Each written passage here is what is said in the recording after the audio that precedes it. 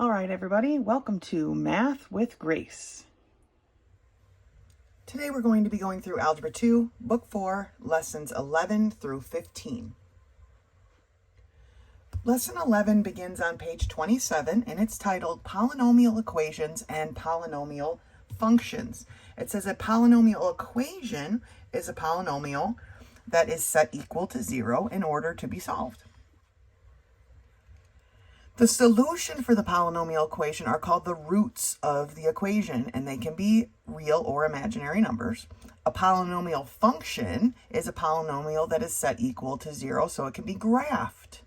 The roots are called the zeros, okay? So same thing, roots. Here they call them the roots, here they call them the zeros if you're graphing it. The zeros of a function represent the places where the graph of the functions cross the x-axis or where y equals 0. Okay, it says if the way to factor the polynomial is not obvious, then we're going to use synthetic division to test for factors in this form. X minus a. Okay, that minus is part of the form. Okay, so remember that. The negative is part of the form. So let's take a look at this example. I'm going to slide it over here. X to the third minus 7x minus 6 equals 0. It says the polynomial of this equation does not fit one of the easy factorable forms, such as a difference of cubes, and it's not in a quadratic equation, right? Because it's to the third power. So we need to solve this with synthetic division and find a constant in this form, x minus a. The way we do that is we look at the final term. What are the factors of negative 6?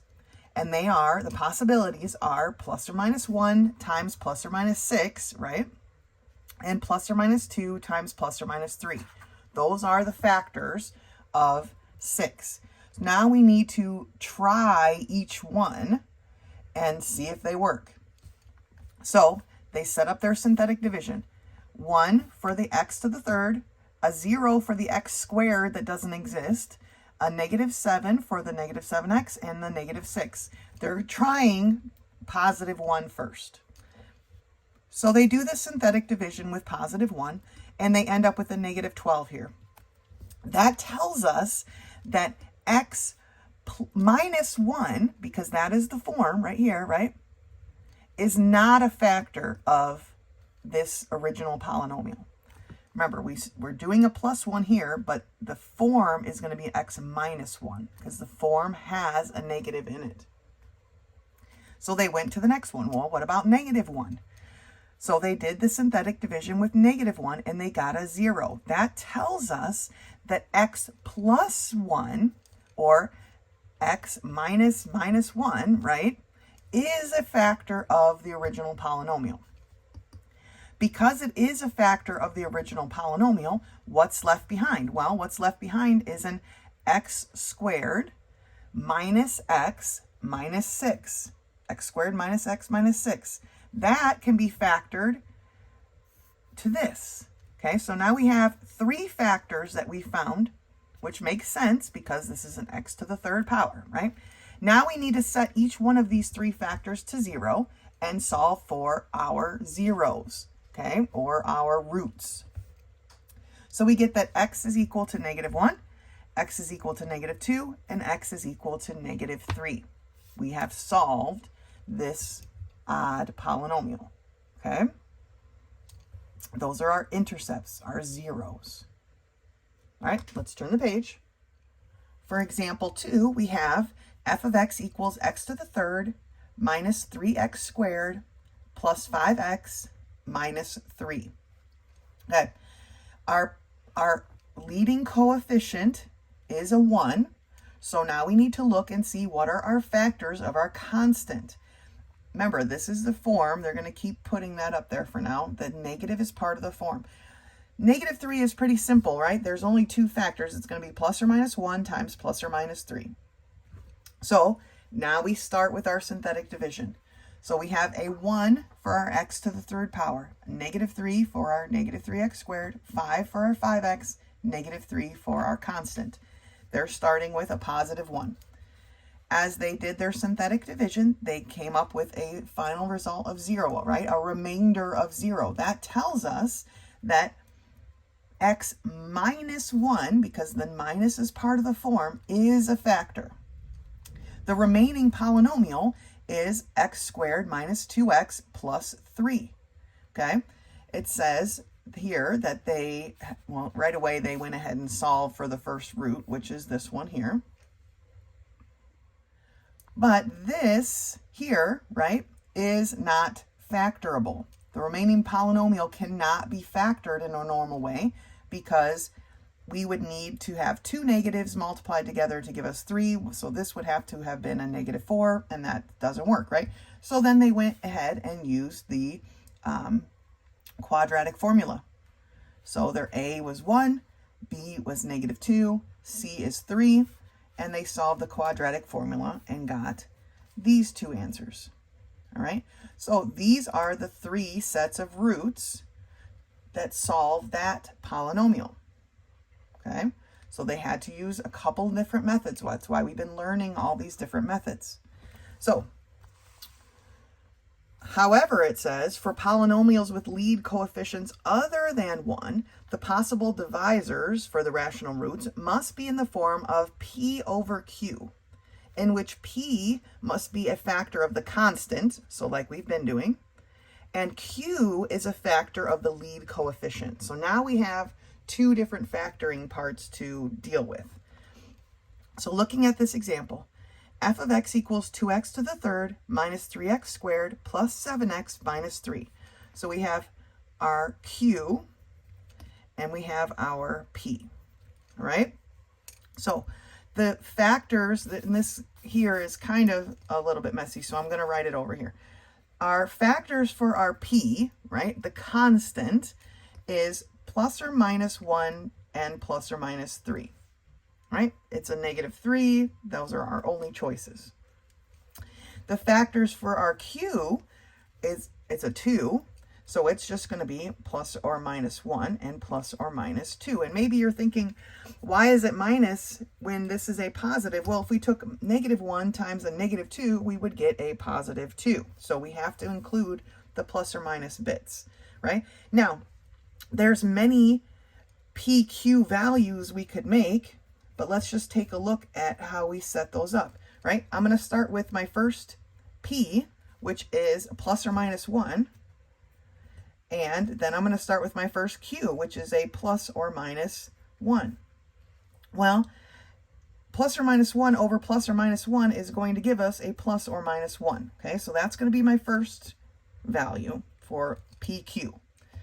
Then I'm going to take my plus or minus 1 again, and I'm going to put it over the second Q value, which is a plus or minus 2. Okay, oh, sorry. Here we go. Now, plus or minus 1 over plus or minus 2 is plus or minus 1/2. That's just going to be what it works out to be, right? There's going to be a bunch of doubles in there, but simplifying it down, we're just going to have plus or minus 1/2.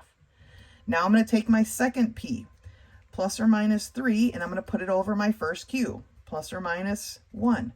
Well, plus or minus 3 over plus or minus 1 is plus or minus 3. Okay? And then for the final one, I'm going to do plus, I'm running out of space, so plus or minus 3 over plus or minus 2 is going to give me plus or minus 3 over 2. Okay, once you whittle them down. So I have 4 PQ values. Now sometimes, depending on how hard they want to make you work over here, there will be many, many more. But these are what we have for now. And these values are what we're going to use in our synthetic division to try to find our zeros. Okay, so they started with a -1 and they got a remainder. So we know that -1 is not a factor. Okay, I'm going to try to get, it's not all going to fit on the page, unfortunately. So we're just going to have to continue on here. Now they say -1 again. Why did they do it a second time? Okay, I see. So down here, the math that they did was actually for a positive 1, not a negative 1. Okay, so let's make this a positive 1. So positive 1 times 2 is a positive 2. Positive 1 times a negative 1 is a negative 1. Okay, so this was supposed to be a plus, not a negative. So then over here on page 29, where they actually did a negative 1, let's check their work. Negative 1 times a positive 2 is a negative 2. This gives us a negative 5, positive. Okay, yeah, so then they did a negative 1, and a negative 1 had a remainder. So the negative 1 is not a factor of this polynomial, right? So then they went to positive 1/2. And a positive 1/2 times 2 is 1. 3, that gives us negative 2. Positive 1/2 times a negative 2 gives us a negative 1. They gave us a 6. 6 times 1/2 is a 3. Oh, so we have a remainder of 0 here, okay? So we know that x minus 1/2, even though this is positive, remember the negative x minus a, the negative is part of the equation, okay? So x minus 1/2 is a factor. So we know that one of the roots or the zeros is x equals 1/2. They're just zeroing it out right here. So what is left over? Well, we have, since we started with a x to the third over here, right? So we have 2x squared minus 2x plus 6. So we have to look, is this factorable? Well, they factored out a 2. So we were left with x squared minus x plus 3. And they went ahead with the quadratic equation to solve this, because there's no factor to give us a plus 3 and end up with a negative 1, right? So they went ahead with the quadratic equation at this point. There is supposed to be not a negative here, and so I put a little plus. And so those are those two answers. So now we have 1, 2, 3 answers, and then they rewrote it again.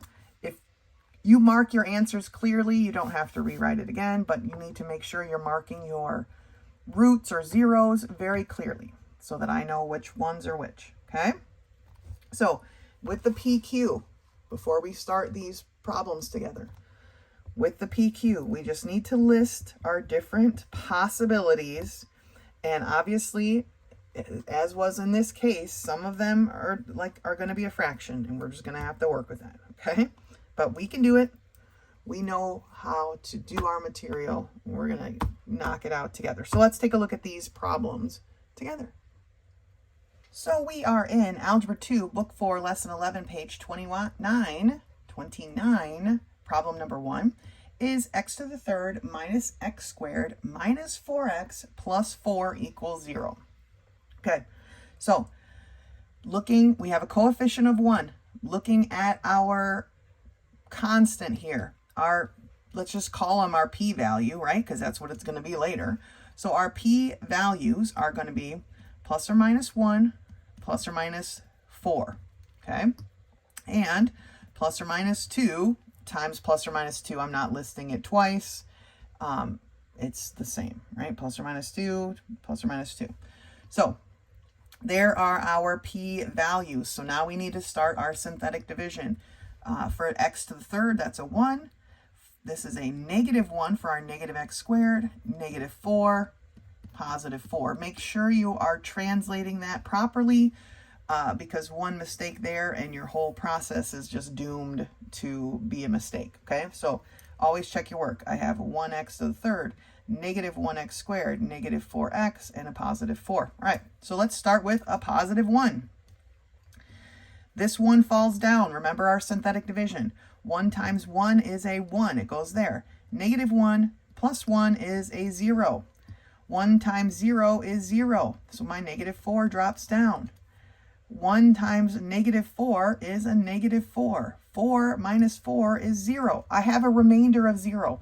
That tells me that x minus 1, because remember our form, x minus a, this is my a, so x minus a would be x minus 1, is a factor. All right, I'm not going to solve it, even though we can tell right now, all right, that x is going to equal 1, but I'm not going to solve it right now. I want to complete my factoring. So I know if x minus 1 is a factor, that now I need to put this back into out of synthetic division into terms, right? I started with an x to the third, so now this tells me that this is a 1x squared plus a 0x, but basically I'm not going to write that because it's just 0, right?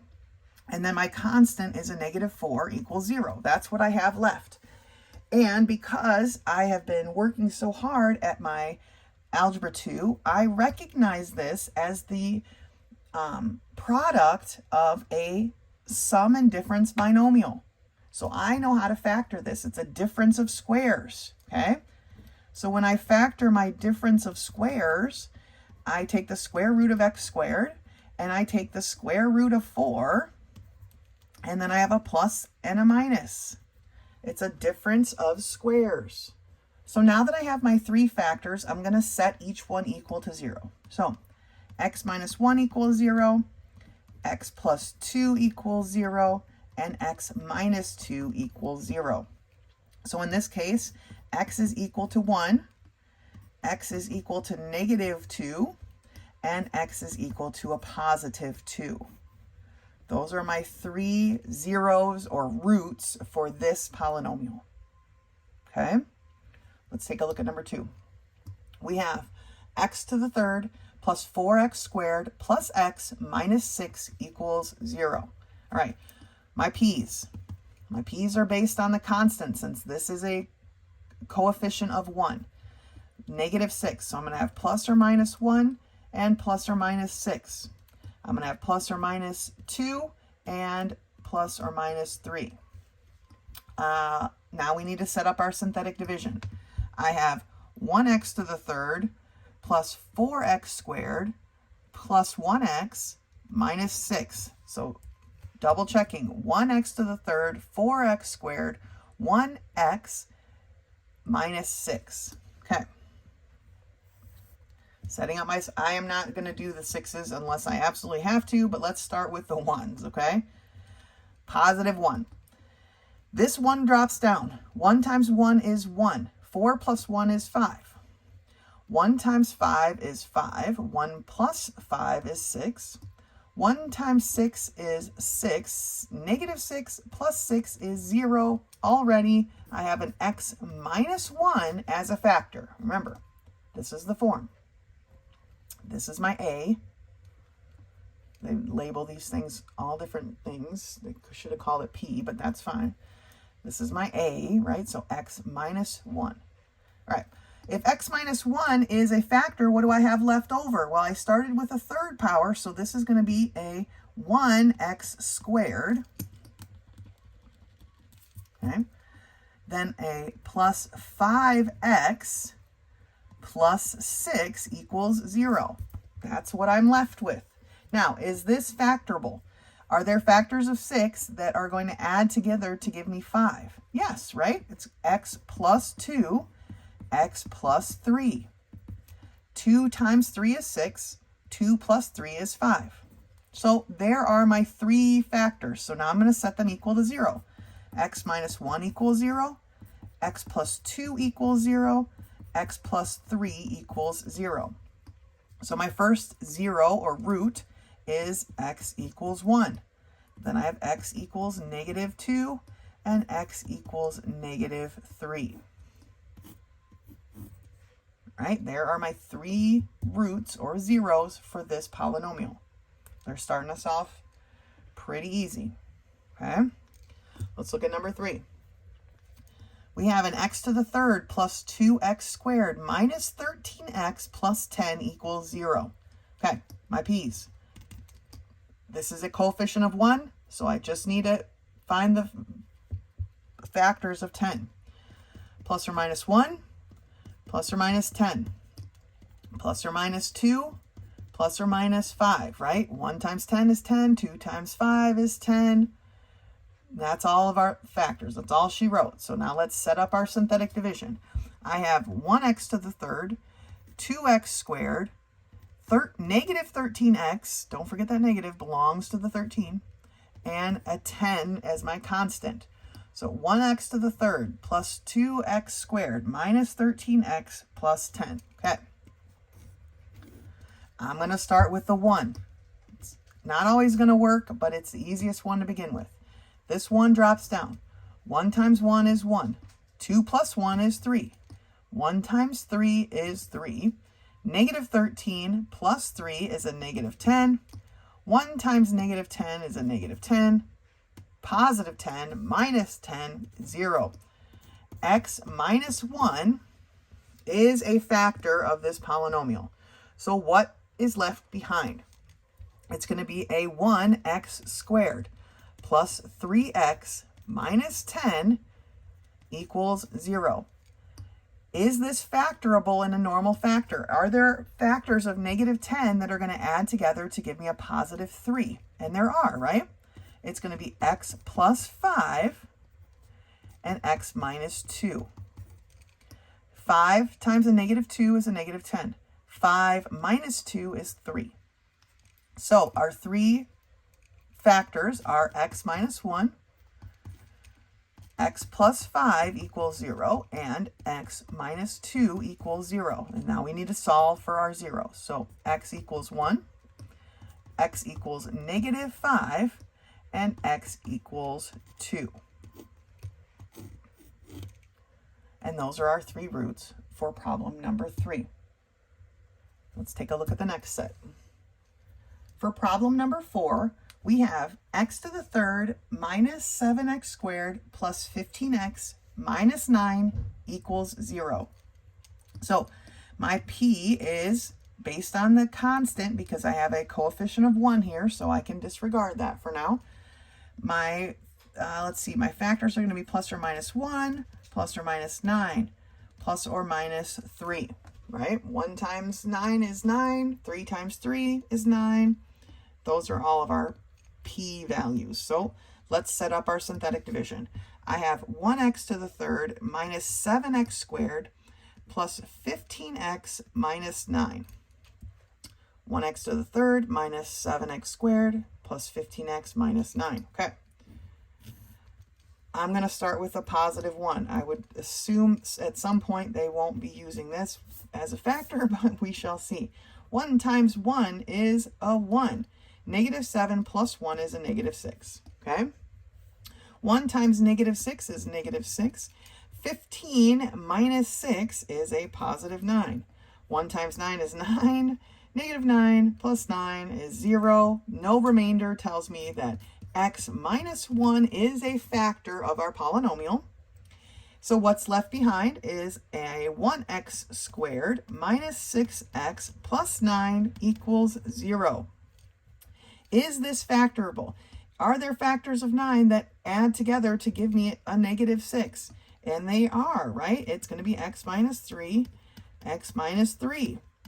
Negative 3 times negative 3 is a positive 9. Negative 3 plus negative 3 is a negative 6. So my factors are x minus 1 equals 0, x minus 3 equals 0, and x minus 3 equals 0. X is going to be equal to a positive 1, x is equal to a positive 3, and x is equal to a positive 3. I know that's redundant, but we are going to leave it there for the sake of consistency. Okay, there are my roots, or my zeros for that polynomial.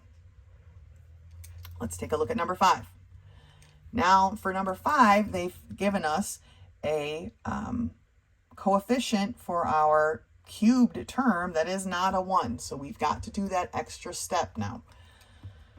So we have 2x to the third plus 5x squared minus 4x minus 3 equals 0. I'm going to still start with my p value. It is for this negative 3. I'm going to have plus or minus 1 and plus or minus 3, right? For my q now, because we need to consider this since we have a coefficient of 2, my q is going to be plus or minus 1 and plus or minus 2. All right, so now we can figure out our p over q, right? So for our p over q's, we're going to have plus or minus 1 over plus or minus 1, which is going to give us a plus or minus 1. I'm just going to put it in a box for now so we don't lose it in the work. Then we're going to have a plus or minus 1 over a plus or minus 2, right? We're putting the first term of our p over both of their q terms one at a time.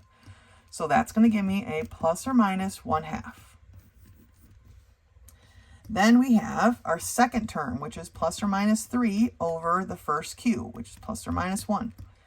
So that's a plus or minus 3. And our final one is going to be a plus or minus 3 over plus or minus 2.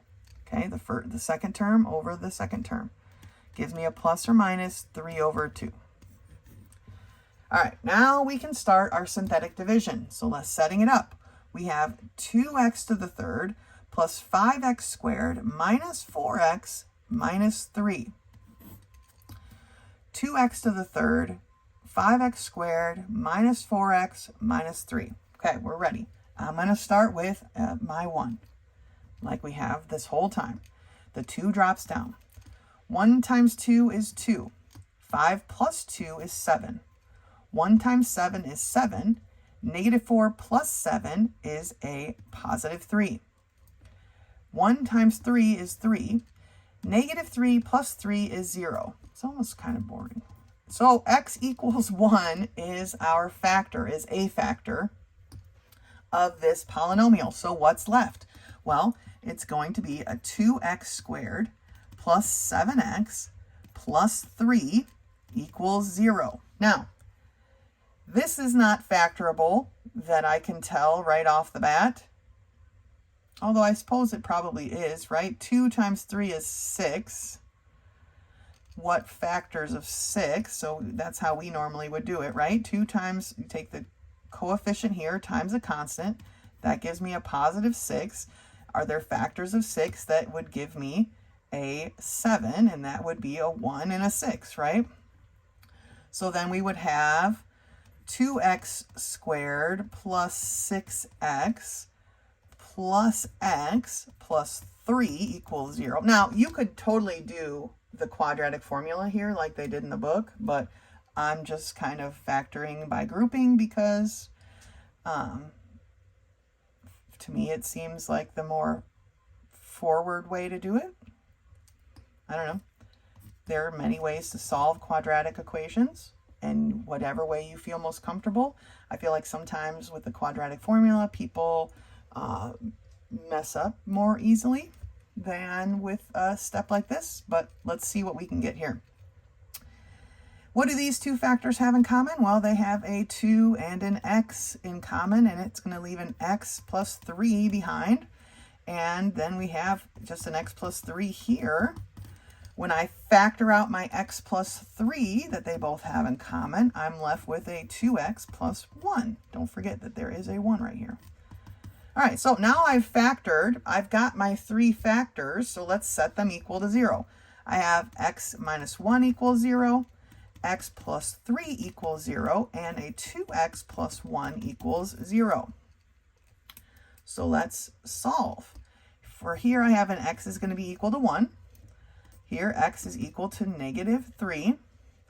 And I'm subtracting 1 from both sides, right? And then I'm dividing by 2, so x is going to be equal to a negative 1/2. And so there are my 3 answers, my 3 roots or zeros for that polynomial. So this one, we had to do an extra step. Okay, our coefficient of our leading term was not a 1. So we had to figure out our q factors, and then we had to set up a p over q. And it gave us 4 possible p over q's. We started with the first one, and it factored. And then we were able to, I factored by grouping, right? Broke apart my x term and factored by grouping. But you could have set your a to 2, b to 7, c to 3, and use the quadratic formula. Whatever way you want to do is totally cool. All right, let's take a look at number 6. 3x to the third minus 11x squared plus 5x plus 3 equals 0. All right, my p is based off the constant. It's going to be plus or minus 1 and plus or minus 3. My Q is based off of the coefficient of my leading term. It's going to be plus or minus 1 and plus or minus 3. So what are my P over Q's? Well, I'm going to have a plus or minus 1 over plus or minus 1, which is going to be a plus or minus 1. I'm going to have a plus or minus 1 over plus or minus 3, which is going to give me a plus or minus 1 over 3. And I'm going to have a plus or minus 3 over plus or minus 1, which is going to give me a plus or minus 3. And the last one is a plus or minus 3 over plus or minus 3, which gives me a plus or minus 1 again. Now, I don't really need to list them both. That's what they are. But it's best to solve all the different parts so you know exactly what you're working with. Now we can set up our synthetic division. I have 3x to the third power minus 11x squared plus 5x plus 3. 3x to the third minus 11x squared plus 5x plus 3. Okay, just want to make sure I copied it over correctly. I'm going to start with a 1. I don't know, hunch, I suppose. My 3 drops down. 1 times 3 is 3. Negative 11 plus 3 is 8. 1 times 8 is 8. 5 plus 8 is 13. 5 plus 8 is 13. Now, I'm not going to continue because 1 times 13 is 13. This is going to be a 16, whatever. We know that this is not a root, finally. X minus 1 is not a factor, okay? So, positive 1 is not a root. Now we need to set up our synthetic division again. So I have 3 minus 11, positive 5, positive 3. I'm going to make it a little bit smaller just in case this takes a while. Negative 1, sometimes it will. Sometimes it's going to take a while. 3 falls down. Negative 1 times 3 is a negative 3. Negative 11 minus 3 is a negative 14. Negative 1 times a negative 14 is a positive 14. Now this is 19. I already can tell this number is not going to be a 0, right? This is not going to be a negative 3 here. I don't need to continue. Negative 1 is not a factor. I'm going to go to 3 next because I really don't want to deal with a fraction, but perhaps that would be what's going to be, but I don't want to deal with fraction. So I'm going to do my 3 next. So I have 3, negative 11, positive 5, positive 3. My synthetic division, I'm starting with a 3. 3 drops down. 3 times 3 is 9. Negative 11 plus 9 gives me a negative 2. 3 times negative 2 is a negative 6. 5 minus 6 is a negative 1. 3 times negative 1 is a negative 3. Yay! 3 minus 3 is 0. So, x minus 3 is a factor. Remember our form. X minus a. That's an A. This is an A. Okay. Got worse every time. X minus 3 is a factor. So what's left behind? Well, it is 3x squared minus 2x minus 1 equals 0. Is this factorable before we jump into the quadratic equation? Now, you can totally jump in if you want. I'm just going to check if it's factorable. I take 3 times a negative 1, which gives me a negative 3. Are there factors of negative 3 that would add together to give me a positive 2? And I think it would be a negative 3 and a positive 1, right? So I have 3x squared minus 3x plus x minus 1. Okay, this is my factor by grouping, right? These are my 2 groups now. Factored out of here gives me a 3x, which leaves behind an x minus 1. And then this is just an x minus 1. I'm running out of room. Okay, so when I factor out my x minus 1, it leaves behind a 3x plus 1 equals 0. So now I have my 3 factors. Let me find a scratch piece of paper to continue with here. Sure, this works. Okay. So my factors are x minus 3, I don't know why I put that in parentheses, equals 0. x minus 1 equals 0, and 3x plus 1 equals 0. So here I have an x equals a positive 3, an x equals a positive 1, and an x equals, I'm subtracting 1, dividing by 3, so a negative 1/3. Boom. Okay? Done. Found my 3 roots. And so that is the answers for number 6. Those are my 3 zeros. So I was just thinking, why did this one not work out up here? And because I made an error. I don't know if you guys caught that or not, but negative 11 plus 3 should have been a negative 8. And then 1 times a negative 8 would have been a negative 8. And then this should have been a minus 3. So it should have worked out right here from the beginning, but I messed up. 1 times negative 3 is a negative 3, which would have given me my 0. Okay. Oops. My bad. But we got to it in the end. All right, we just had to do a little bit of work. I see that I made an error here. You know, check your work, people. All right, that's it for lesson 11. Go ahead and finish the rest of the problems. Meet me back here for 12. Lesson 12 begins on page 31, and it's titled Complex Rational Expressions. Now, a complex rational expression has a fraction in the numerator, the denominator, or both. And here are some examples of that. Now, there are 2 methods to solve these. The first method is used when a rational expression is composed of a single fraction over another fraction. So fractions over fractions. Here, here, and here. These first 3. Okay? I mean, technically this one too, but the first 4, I guess you could say. And basically, we're just going to multiply by the reciprocal of the denominator. Work we've been doing for ages, right? So I have 1x squared, 1 over x squared divided by 3, but basically it's a 3 over 1.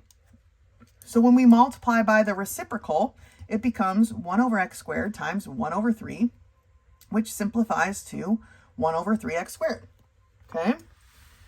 Example 2. We have the quantity x minus 3 over x plus 5 divided by the quantity x minus 3 over x plus 1. We are going to multiply by the reciprocal. The denominator gets flipped over. Okay, so they rewrote it like this as a division problem, so they could easily flip this one, the second term, and now they can multiply, reducing where possible, right? Remember, we reduce as a group. These plus and minus signs bind those 2 terms together forever and ever. So if they can't be canceled together, they can't be canceled at all. But we can cancel this group x minus 3. And so we're left with x plus 1 over x plus 5. Now it says at the very bottom, notes for the next page, which is my absolute favorite thing, when a complex rational contains polynomials, factor fully before canceling. Let's turn the page. For example 3, we have the quantity x squared plus 6x plus 9 over 2x divided by the quantity x squared minus 9 over 2x squared.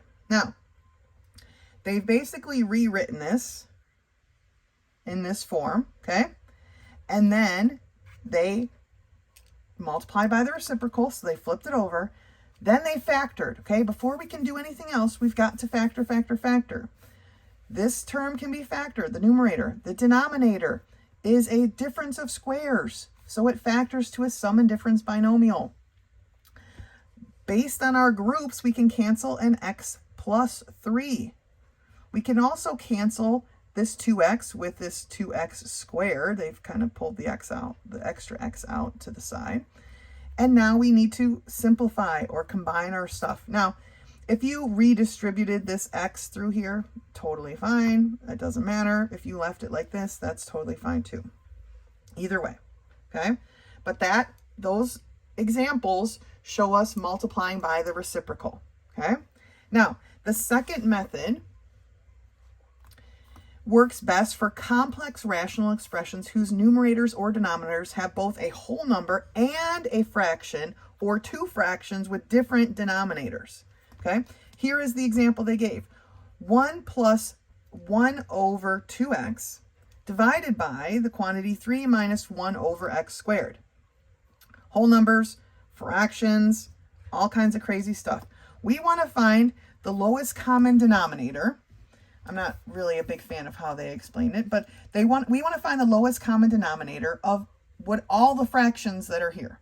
And so we have in our denominator a 2x and an x squared. That tells me that my lowest common denominator is 2x squared. Okay? Now we're going to multiply every single term by that 2x squared, canceling. I don't like the way they canceled it and stuff, but canceling it down gets us to 2x squared plus x over 6x squared minus 2. Now we need to factor, okay? And so they factored out an x, but in this case, it really didn't help us at all. There was nothing we could factor out that canceled. So if you had left your answer in this form, I would have been totally fine with that, because even with factoring, there's nothing we can cancel. But you won't know that until you factor. So do not omit factoring because you don't think there's anything to cancel. At the very least, sketch it out real quick. And if there's nothing to cancel, then leave it. But if there's stuff that needs canceling, then we need to cancel. Okay, but I don't need it in this form because that doesn't benefit anybody. All right, let's look at the example on the next page. This is example number 5. We have the quantity 2 plus 4x over 6x divided by 2 plus 6 over 3xy. Now, some of these fractions can be reduced before we even continue, honestly. But that's not how the book set it up, but I would probably do that if I was working through these problems. But let's look at what the lowest common denominator would be.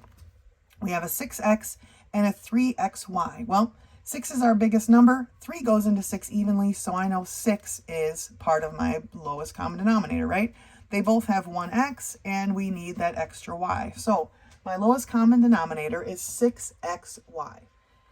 Now we're going to multiply every term by that denominator, by that lowest common denominator. And what we come out with is 12xy plus 4xy, okay, over 12xy plus 12. Now, we have to reduce because these obviously have factors in common, which we could have eliminated had we reduced up here, okay? But we have to reduce, and so that's what they did here to get their final answer. All right, let's take a look at some of these problems together. So we are in Algebra 2, Book 4, Lesson 12, page 33. Problem number 1 is the quantity 3 over x divided by 5 over x squared. So basically, 3 over x divided by 5 over x squared. And I'm just writing this out to show you the steps. I probably wouldn't do this normally, but it's going to be 3 over x times x squared over 5, right? We're going to multiply by the reciprocal. My x cancels here, and one of these cancel, and then I just multiply across. 3 times x is 3x. 5 times 1 basically is 5. So 3x over 5 is our answer. For number 2, we have the quantity 2x over y divided by the quantity 3y over x. So again, I'm going to set it up, and this might be the last time I write it this way, but you can do it this way if it works for you. It's 2x over y divided by 3y over x, or 2x over y times x over 3y. Okay, remember, we're multiplying by the reciprocal. So where does that leave us? Can we cancel anything? We really can't, right? So we just multiply across. 2x times x is 2x squared. Y times 3y is 3y squared. Nothing to be canceled, okay? For number 3, we have the quantity x plus 1 over x divided by 5 minus 1 over 2x. So Here we need to actually find, since we have whole numbers and fractions, we need to find our lowest common denominator. Our denominators are x and 2x. So we definitely need a 2 and we definitely need an x. So my lowest common denominator is 2x. Now I'm going to multiply every term, and this is how I like to draw it or write it so that I can see exactly what's happening. I'm going to multiply every term by 2x. So 2x times x is 2x squared. Here my x's cancel, right? So it's just 1 times 2, or 2. 2x times 5x is 10, or times 5, sorry, is 10x. Here my 2x cancels, and so I have minus 1. Now, is there anything here that can be factored and reduced? You might be thinking, oh yeah, we can factor out a 2 and then reduce with that 10, but you cannot reduce with that 10 because that 10x is bound together with this 1, and the 1 cannot have a 2 factored out of it. So you cannot cancel anything here, and therefore that is our answer, okay? And that's what I mean by just kind of sketch it out or think it out, what you could factor out. We could factor a 2 out of here, but it's not going to cancel with anything here, so there's really no point. Let's not do more than we need to do, okay? Let's look at the next set. For number 4, we have the quantity 3b divided by or over 10a squared divided by the quantity 6b to the third over 5a. This is just a fraction over a fraction. So we're just going to multiply by the reciprocal. So I have 3b over 10a squared times 5a. Nice. All right, little malfunction there. So we have 3b over 2a squared times 5a over 6b to the third. All right, we're multiplying by the reciprocal. Now we can cancel. 3 goes into 3 one time, 6 twice, 5 goes into 5 one time, it goes into 10 twice. Okay, I have 1b here, so that's going to leave 2 down there. I have 1a here, so it's going to leave 1 down there. Now we're getting a little messy. And so, you know, I like to circle what's left behind. Okay, now multiplying across. I have 1 times 1, which is a 1. Then I have 2 times 2, which is 4, a b squared. Okay, we've reduced and canceled and simplified to the best of our ability. All right, number 5. I have the quantity x squared minus 1 over x plus 2 divided by x plus 1 over x minus 3. It is a fraction over a fraction. We're just going to multiply by the reciprocal. X squared minus 1 over x plus 2 times x minus 3 over x plus 1. Now I need to factor. Is anything factorable? And x squared minus 1 is factorable. It's a difference of squares. And it's going to factor into a sum and difference binomial, which is x plus 1, x minus 1. Over x plus 2 times x minus 3 over x plus 1. Now, can we reduce? Yes, we can reduce x plus 1. So what is left behind when I multiply across is an x minus 1 times an x minus 3 over an x plus 2. Now, you do not need to re-multiply or any of that craziness. This is good enough, okay, as our answer. Good job. Let's take a look at the last one. For number 6, we have the quantity x minus 1/2 over x plus 1/3. Okay.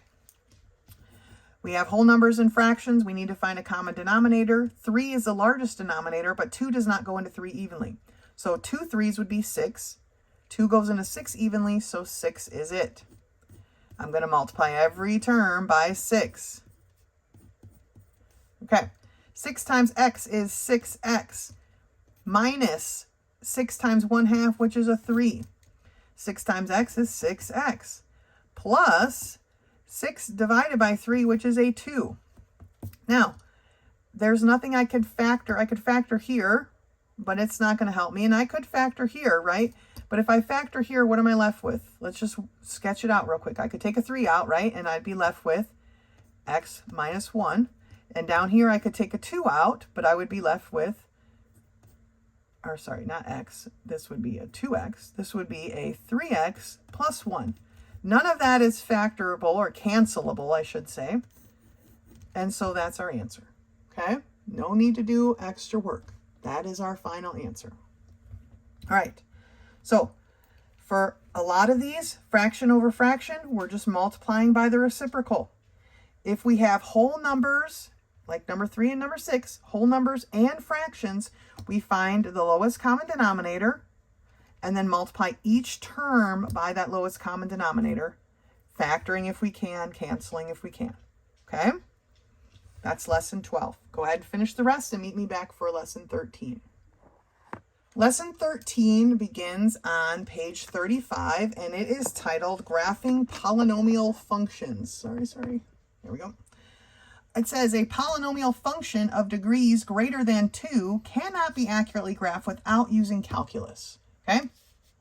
The y-intercept, the zeros of the polynomial, and the end behavior are the 3 fundamental components of the graph of a polynomial. And they kind of break it down here a little bit. I really just want to go over the part 3 here, the end behaviors. You know how to find y-intercepts. You know how to find the zeros. We just did that, right, in lesson number 11. So the end behaviors is what we need to look at. So we're going to read through this. It says the trend or direction of y values as the value of x moves further from 0. That is what the end behavior is. This is determined by the sign of the term with the highest degree and whether that degree is even or odd. If the degree of the lead term is even, the end behavior goes in the same direction, up, if the coefficient is positive, or down if it's negative. So here, even numbered degrees. Up if it's positive, down if it's negative, they're both going the same direction. If the degree of the lead term is odd, the end behavior goes in opposite directions. For odd degree terms, a positive coefficient makes the graph rise from left to right. So positive means we're starting off low and going high, right? Negative means we're starting off high and going low. So these 4 graphs are based on this information. Here is a positive 2x squared. Here is a negative 2x squared. Here's a positive 2x to the third and a negative 2x to the third. Okay, let's turn the page. Here we read that the turning points of a graph are the places where the graph changes from increasing y values to decreasing, or vice versa. The number of turning points is limited to 1 less than the degree of the function. So an x squared is only going to have 1 turning point. And x to the third is going to have 0 turning points, where here it kind of slides in a different direction. Or it'll have 2 turning points. And x to the fourth is going to have 1 turning point, or 3. And x to the fifth is going to have 0, which is just kind of this slide, 2, or possibly 4. Even degree polynomials have an odd number of turning points. Okay? Even degrees have an odd number of turning points. Odd degree polynomials have an even number of turning points. Now it says here to sketch the graph of the polynomial, first find and plot the y-intercept. Then we're finding the zeros, which we just learned in lesson 11. Okay, we're going to plot them. And then to estimate the turning point between the zeros, calculate the value of the function halfway between the 2 zeros. So if your zeros are at +1 and +3, halfway between that is x equals 2. You would put that back into your thing and figure out where your point is. So let's take a look at how this works. They give us 2 examples and then 2 problems. So let's work through all of this together. They don't show any of the work, so I will be doing that as we go through. So sketching the function f of x equals x to the third plus 2x squared minus 5x equals, minus 6 equals whatever, the equals over here. The y-intercept, if x is 0, right? If x is 0, then 0 plus 0 plus 0 minus 6 tells me that the y-intercept is at -6. Easy enough, right? It's the constant. the zeros of the function. What we just did in lesson 11, we're going to do it here, right? All right, I'm going to rewrite it. F of x is equal to x to the third plus 2x squared minus 5x minus 6. Okay, my p is based on this negative 6, right? So it's going to be plus or minus 1, plus or minus 6, plus or minus 2, plus or minus 3. Those are all the factors. So now I'm going to start my synthetic division. I have 1x to the third, 2x squared, negative 5x minus 6. 1x to the third plus 2x squared minus 5x minus 6. Okay, I'm going to start with a 1. This 1 drops down. 1 times 1 is 1. 2 plus 1, is 3. 1 times 3 is a positive 3. Negative 5 plus 3 is a negative 2. 1 times a negative 2 is a negative 2. This one doesn't work, right? The 1 is not a factor. So let's try the negative 1. So I have 1, 2, negative 5, negative 6 for my synthetic division, and I'm going to choose a negative 1 this time. So the 1 drops down. Negative 1 times a positive 1 is a negative 1. 2 minus 1 is 1. Negative 1 times a positive 1 is a negative 1. Negative 5 minus 1 is a negative 6. Negative 1 times a negative 6 is a positive 6. Negative 6 plus 6 is 0. So I know that, remember your form, x minus a. So x minus minus 1 is a factor, or x plus 1 is a factor. So what is left behind? This is what we did in lesson 11, okay? So what is left behind? Well, we have a x squared plus x minus 6 equals 0. 1x squared, 1x minus 6 equals 0. Is this factorable? Are there factors of 6 that add together to give us a positive 1? And there are, right? It's going to be x plus 3, x minus 2.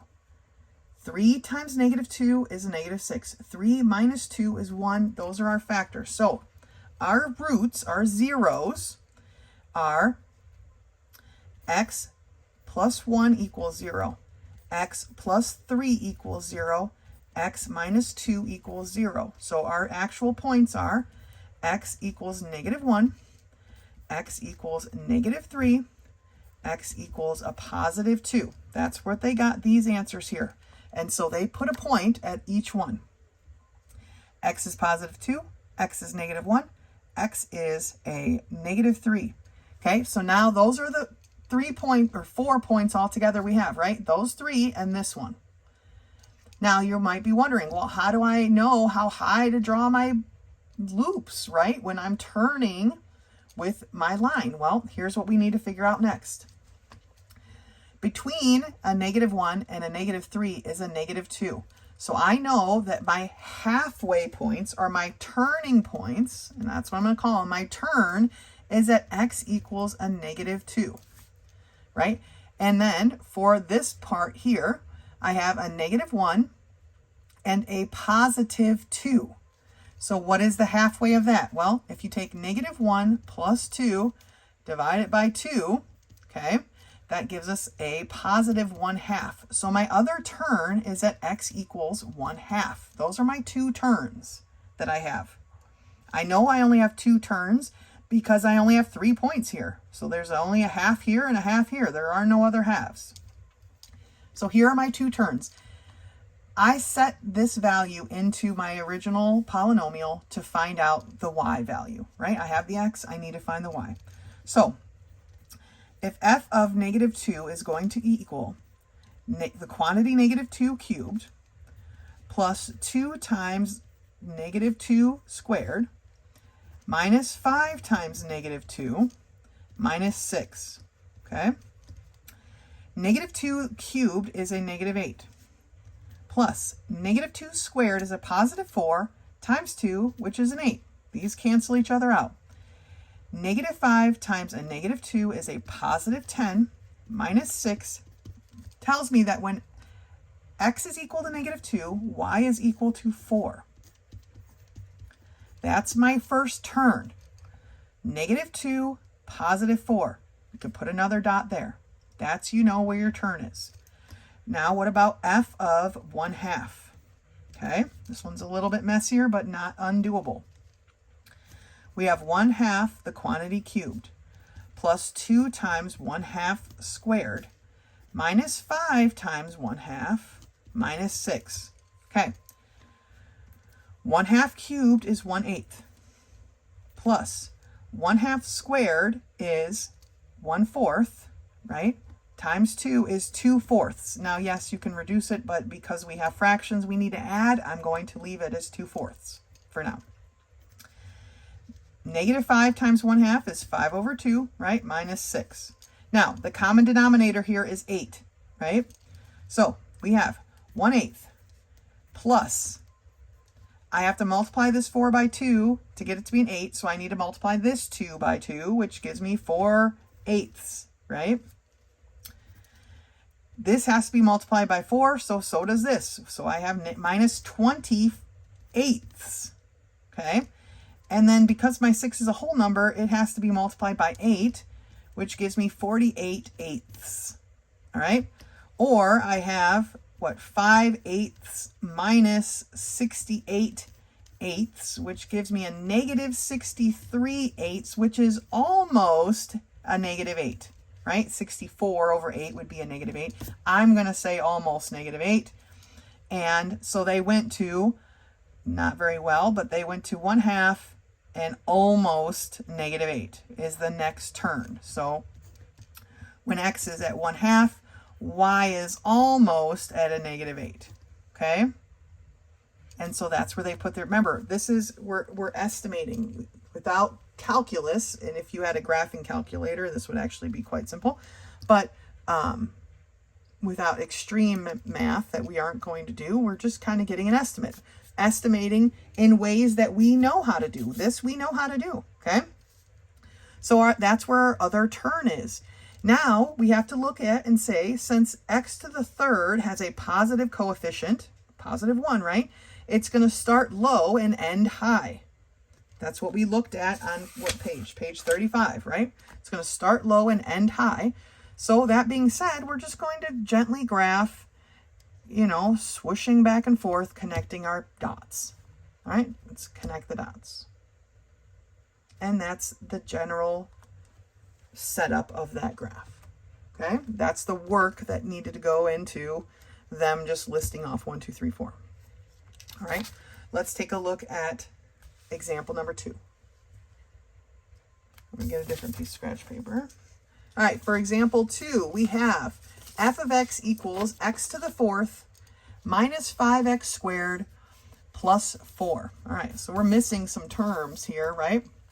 But we know right off the bat that the y-intercept is at 4. X is 0, then y must be 4. So we could put our first dot. Now we need to find the 0. So f of x is equal to x to the fourth minus 5x squared plus 4. Okay, that's what we're dealing with. My p is a 4, right? So I've got plus or minus 1, plus or minus 4, plus or minus 2. Okay, setting up my synthetic division. I have n 1x to the fourth. I have 0x to the thirds. Remember, we have to fill in that gap. Then I have negative 5x squareds. I have 0 x's, and I have a 4.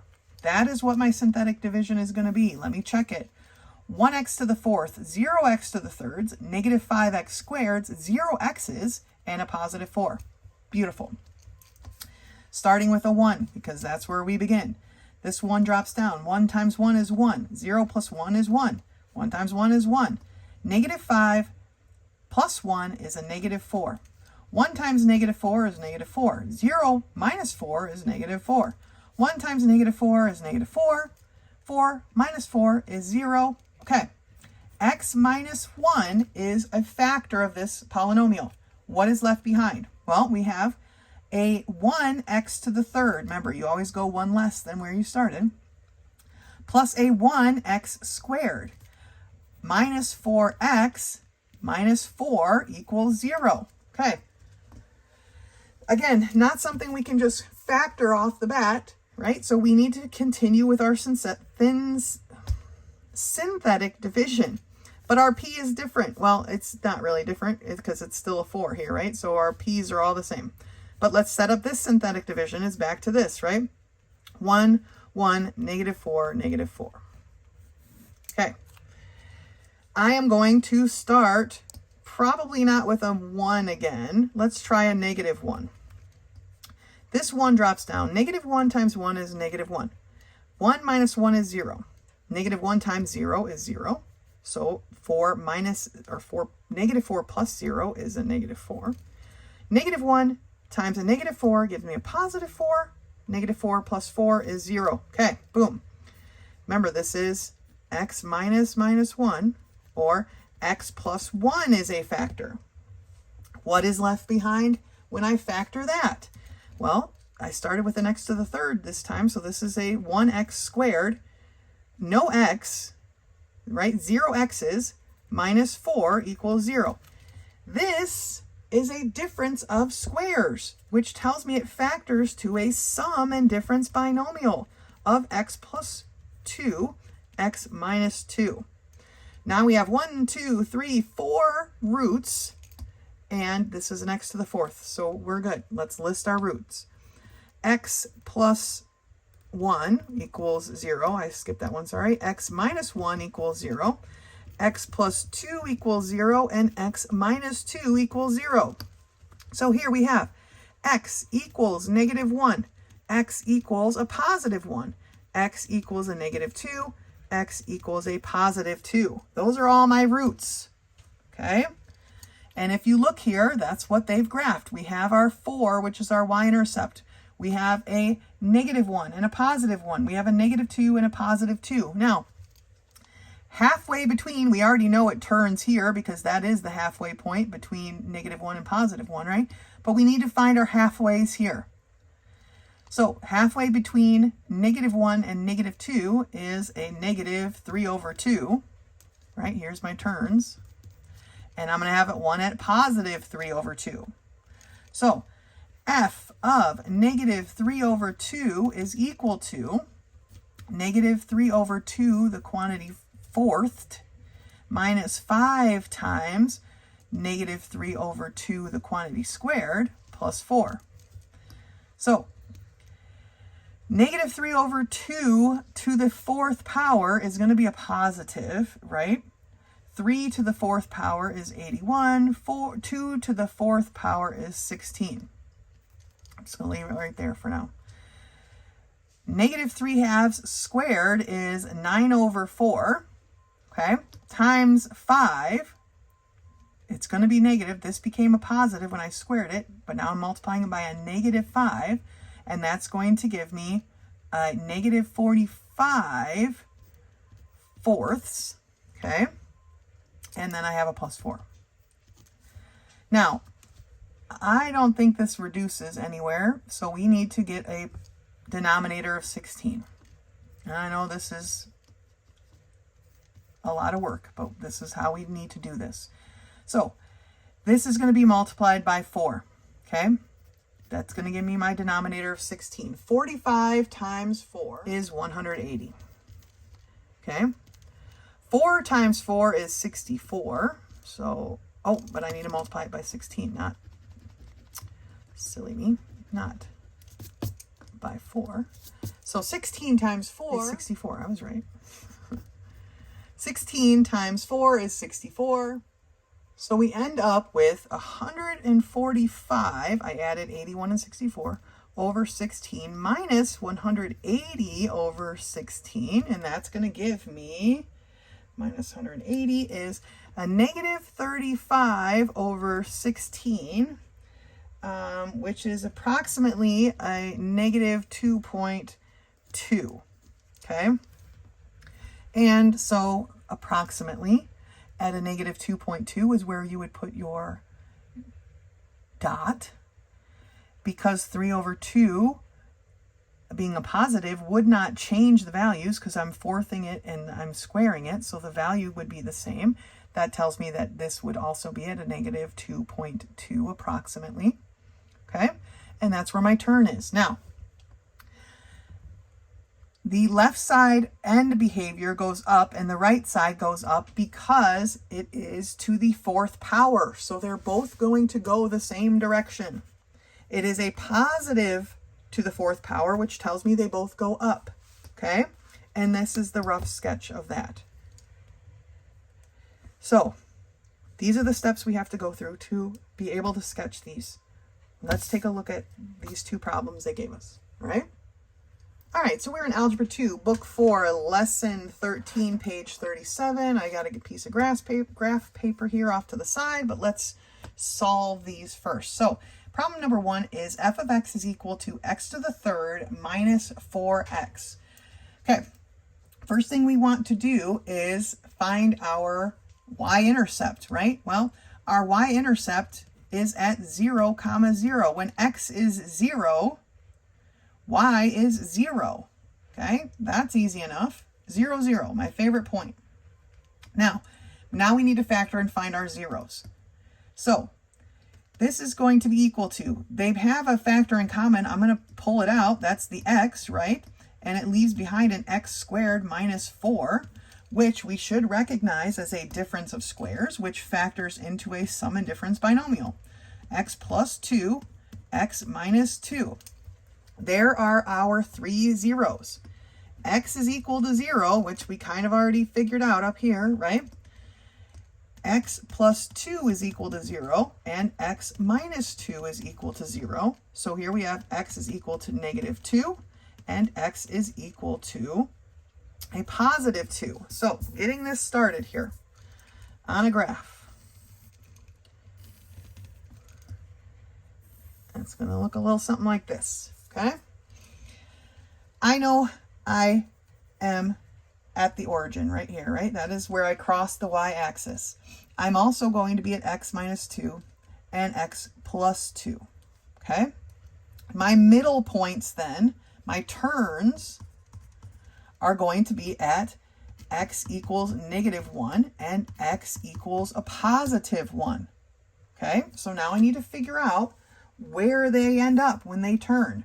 So if f of negative 1 is equal to the quantity negative 1 cubed minus 4 times a negative 1, then f of negative 1 is equal to negative 1 plus 4, or a positive 3. So I am at negative 1 comma positive 3.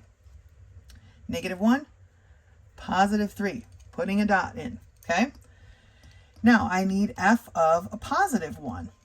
It's not going to be quite the same, right? Because this is a cubed term. So I have a positive 1 cubed minus 4 times a positive 1, or 1 minus 4, which is going to give me a negative 3.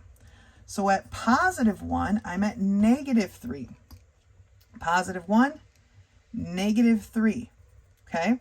Now, this is a positive to the third power. If we look back at our book, we've got to the third power. Because it's positive, it's going to start low and go high. But we can kind of see the layout already just by the dots that we put in, right? So it's going to come up through here, down through here, and back up like this. And that's our rough sketch of our graph. Okay? That's what it should look like. We factored, right? We found our y-intercept, in this case was 0. We factored and found our zeros, which is what we learned in lesson 11. Okay? Here were our zeros. We'll put them in a box or whatever. Then we need to find our turning point. Our turning points were halfway between our zeros. We found them to be these 2 points. We plotted all those points, and then we could kind of see the flow of our graph, but we could check it too, that it's positive, that it's a 3, it's going to have 2 bends. You know, double check with your book. All right? Okay, number 2. I'm going to turn this because I wrote on the other side. There we go. Let's look at it that way. For number 2, we have f of x is equal to negative x to the third plus 6x squared minus x. Okay, again, we're at 0, 0. If x is 0, y is 0. We don't have a constant, okay? But now let's factor this. They all have an x in common. We're pulling it out. Okay? It leaves me with a negative x squared plus 6x minus 8. Maybe I should have taken a negative x out, huh? Let's do that. So a negative x leaves me with a positive x squared minus 6x plus 8. We just changed the sign of everything to pull that out. Is this factorable? Are there factors of 8 that can add together to give me 6? And there are, of course.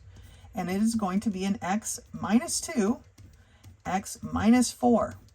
Negative 2 times negative 4 is a positive 8. Negative 2 plus negative 4 gives me a negative 6. So my roots are a negative x equals 0, or just x equals 0, right? X minus 2 equals 0, and x minus 4 equals 0, or x equals a positive 2, and x equals a positive 4. Here are my zeros. So, setting up this graph real quick, okay? I am at 0, 0 for sure. That's my y-intercept, which I already know right here as well. Then I'm at x equals a positive 2, and x equals a positive 4. So where are my turns? They're halfway between. Well, halfway between 0 and 2 is x equals 1. And halfway between x equals 2 and x equals 4 is x equals 3. So now I need to solve for those. So if f of 1 is going to be equal to negative 1 cubed plus 6 times 1 squared minus 8 times 1. Or negative 1 plus 6 minus 8, okay? Which gives me, what is this, a negative 9? So a negative 3. So when x is 1, y is a negative 3. That's one of my points. When x is 1, y is a negative 3. Boom, it's in. Now, what about f of 3? Well, that's going to be a negative 3 cubed plus 6 times 3 squared minus 8 times 3. Woo. Negative 3 cubed is 27, plus 3 squared is 9, times 6 is 54. And 8, or negative 8 times 3 is a negative 24. So I have a negative 27 plus a negative 24. Tells me I have negative 51 plus 54, which gives me a positive 3. So when x is a positive 3, y is a positive 3. Okay, positive 3, positive 3. Again, you can see the motion. Now, we know that this is a third, right? It's a cube, so it's going to have 2 bends. We know that it's negative, which tells me I'm starting high and ending low, which is exactly what our dots represent. And it's going to look like this. Okay, I'm starting up high, but I'm ending down low. All right? So this is how we figure out our rough sketches. Factor, factor, factor, find our zeros. Okay? Halfway between our zeros are our turns. Figure out where your turns are. Put them into your equation, your function. Solve for the points where you turn. And then sketch a graph, right? Make sure you are using the charts on 36 and 35 and 36 just to follow along until you can get a grasp at how these look, okay? You guys are doing great. That's lesson 13. Finish it off and meet me back here for lesson 14. Lesson 14 is on page 39 and it's entitled Rational Equations.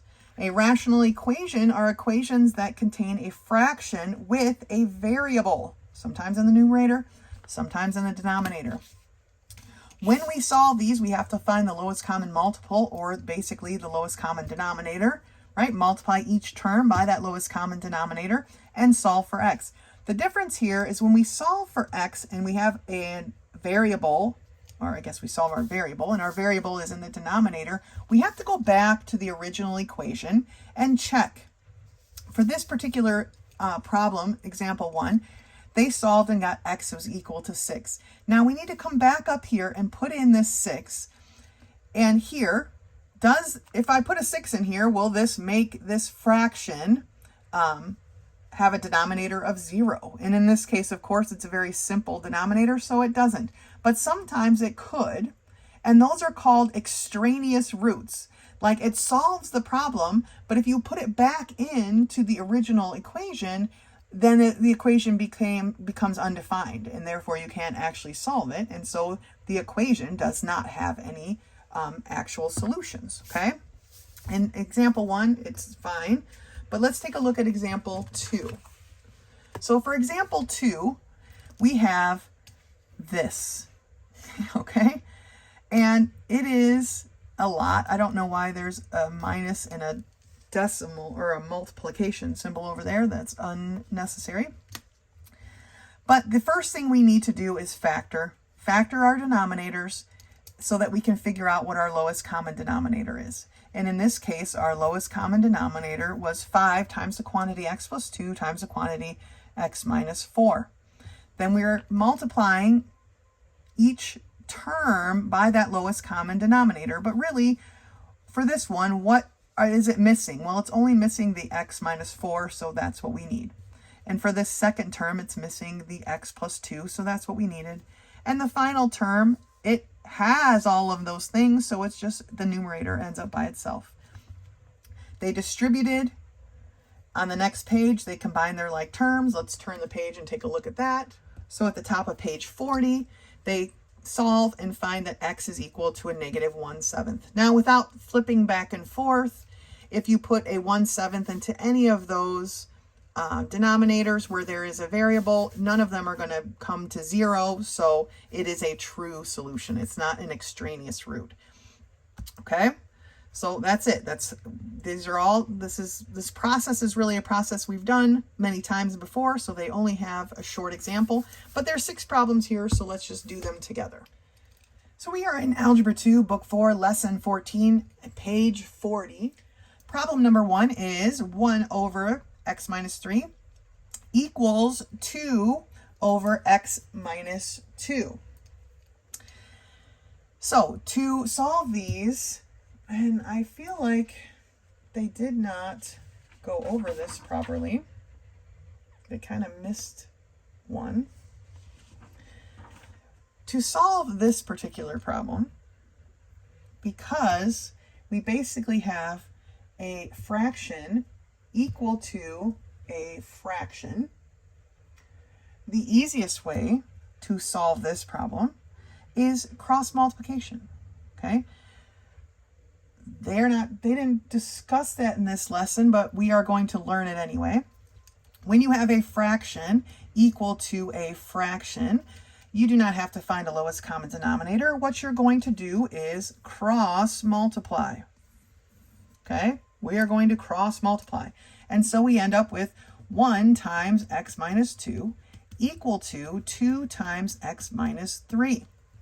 I didn't realize they were going to set them up this way, so let's just learn something new. It helps save a step, makes things quite a bit easier, right?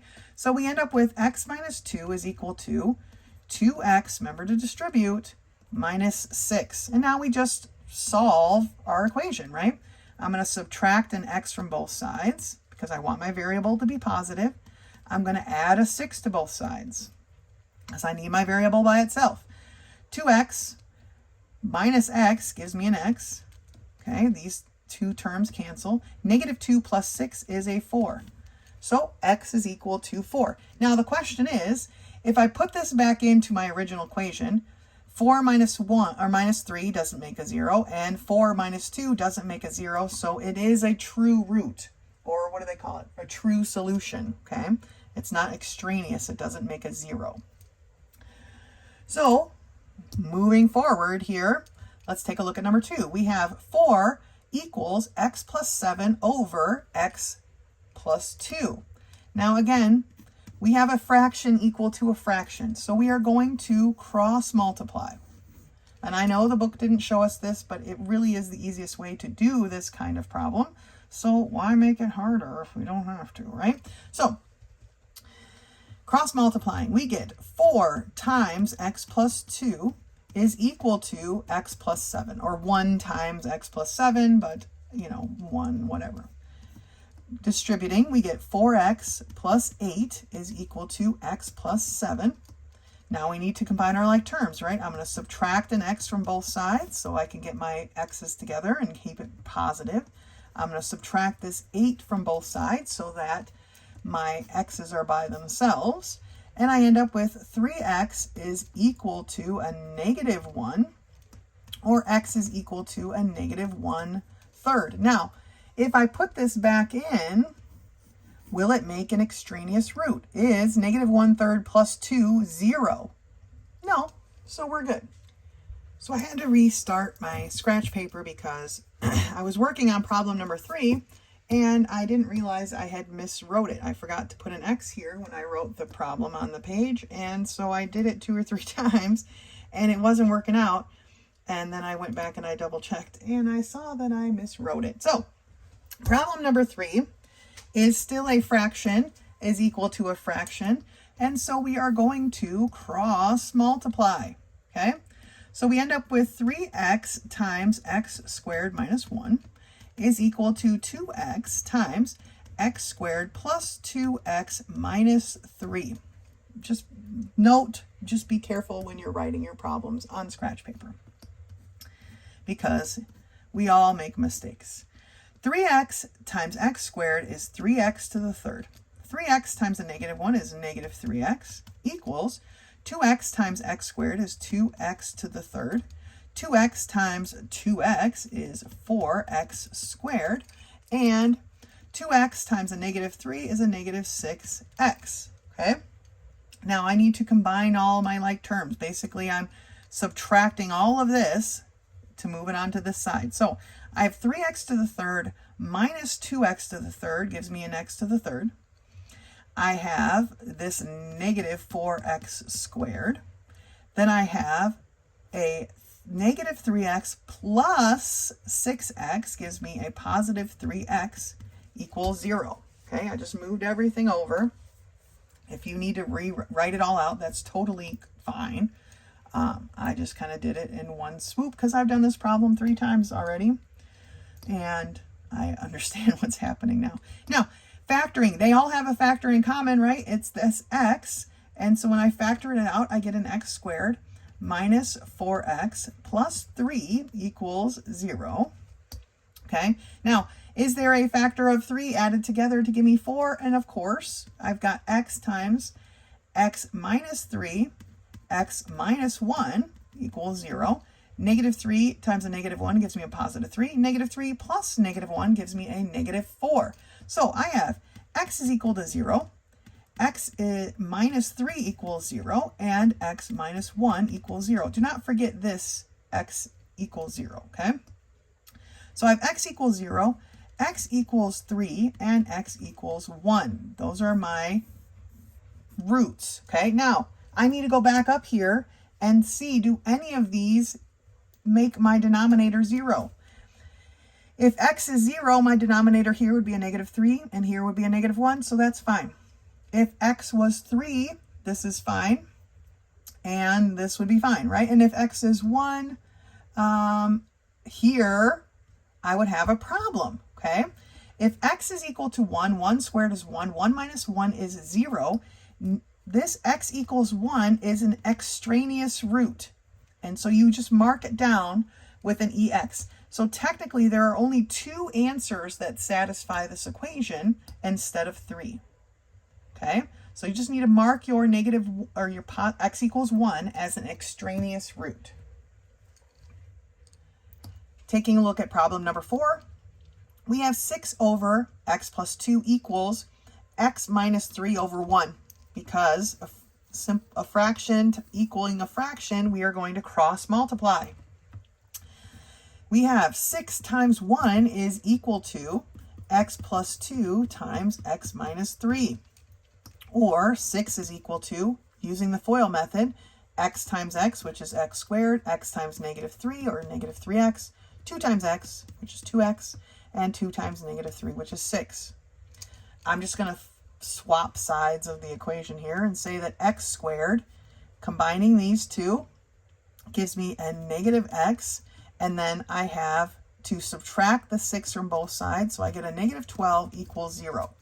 So what factors of negative 12 are going to add together to give me a negative x? Do they exist? I believe they do, and I think it is x minus 4, x plus 3. Negative 4 times a positive 3 gives me a negative 12. Negative 4 plus 3 gives me a negative 1. Perfect. X minus 4 equals 0. X plus 3 equals 0 tells me that x is equal to 4 and x is equal to negative 3. Those are my roots, my zeros, okay? Do any of them make this an extraneous thing? No, right? Because neither one put into this original equation is going to make my denominator 0. Therefore, that is the solution. Okay, let's do the last two. For number 5, we have x minus 2 equals a negative 4x plus 8 over x minus 5. We have a fraction equals a fraction. We are going to cross multiply. X minus 2 times x minus 5 is equal to 1 times negative 4x plus 8, or just negative 4x plus 8. We need to use the FOIL method here. We have x times x, or x squared. Negative 5x minus 2x plus 10 equals negative 4x plus 8. Now we need to combine our like terms, basically adding a 4x and subtracting an 8, okay? So what is that going to give me over here? Well, my x squared doesn't change. On this side, I have a negative 7x already, and then I'm going to add a 4x, so I end up with a negative 3x. I have a positive 10, I'm subtracting 8. That is going to give me a positive 2. And so, are there factors of 2 that add together to give me 3? And there are. And it's going to be x minus 1, x minus 2. Negative 1 times negative 2 is a positive 2. Negative 1 plus negative 2 is a negative 3. So now I set them equal to 0. X minus 1 equals 0. X minus 2 equals 0. X equals 1. X equals 2. Okay, those are my zeros. Do either of these cause an extraneous root or a 0 in my denominator? They do not, so they are true solutions, as the book calls it. Okay, all that said and done, now we're at number 6, which is a problem that we need to find our lowest common denominator so that we can solve. First thing we need to do, though, is factor. So I have a 3 over x minus 1 plus 5 over x minus 3 is equal to a negative 2. I need to copy my problems correctly. Over what? Because this needs to be factored. And so factors of 3 that add together to give me 4 are a negative 1, negative 3, right? Negative 1 times negative 3 is positive 3. Negative 1 minus 3 is a negative 4. So what is my lowest common denominator? Well, I need a negative 1, or x minus 1. I need an x minus 3, and then those are both included there. So it's a negative, it's the quantity x minus 1 times the quantity x minus 3. So to cancel out my denominators, what do I need here? Well, it's missing the x minus 3. So I'm going to take 3 times x minus 3. For this one, it's missing the x minus 1. So I'm going to take 5 times x minus 1. And on the other side of the equal sign, it has both parts. So what's left is the negative 2. I need to distribute and combine my like terms. 3x minus 9 plus 5x minus 5 equals a negative 2. Here I have an 8x, okay? Minus 14 equals a negative 2, okay? Or 8x is equal to, adding 14 to both sides, I get 12. And x is equal to 12/8, or 3/2. Okay, now, does this make any extraneous roots? Well, it's not going to here or here. And once we square it and no, so we're good. Okay, we're not going to have any zeros. It is not an extraneous root. That is our answer. All right. So most of these were a fraction equal to a fraction. We cross multiply, okay? And we solve for our x. This one in particular, we needed to factor and then find our lowest common denominator, multiplying each term by it or by the part that's missing, basically, and found our answer that way, okay? The processes we've all done before, we're just putting them together. The biggest thing we need to check here, once we get our answer or answers, we need to go back to our original equation and decide, would it be an extraneous root? Is it going to cause us to have a 0 in a denominator? And if it will, then it's an extraneous root and it's not a true solution. Okay? That's it for lesson 14. Lesson 15 begins on page 42. Please go ahead and do that for extra credit if you so choose. Do not hesitate to contact me if you have any questions. And otherwise, until next time.